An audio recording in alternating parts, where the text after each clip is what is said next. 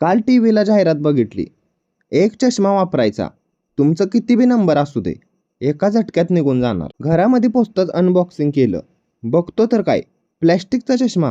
हे बघून माझं डोकंच हल्लं. आता खराब मूड नीट करायला पाहिजेच होता, त्यामुळे गाडी काढली आणि थेट गावालाच निघालो. माझ्या नशिबाचा वडापावच झालाय. गाडीचा क्लचच तुटला. रस्त्याच्या मधोमध अडकून बसलेलो. यूट्यूबवरच मदत मागितली. टूटे हुए क्लच के साथ गाडी कैसे चलाए.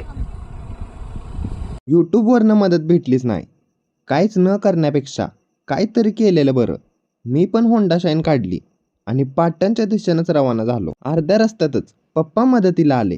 म्हणले तुझी होंडा शाईन घे आणि उतार्यावर जा, गेअरवर चालू करून बघ. लय प्रयत्न केलं आणि फायनली गाडी चालू झाली. आता कुठल्या सुंदर पोरगीनं जरी हात वर केला तरी बी मी थांबणार नाही. फायनली पाटणमध्ये दाखल झालो. चहा प्यायला घरी न जाता पहिल्यांदा गॅरेजला आलो. मिस्त्रीने झटकन वायर घेतली आणि पटकन कामच उरकून टाकलं.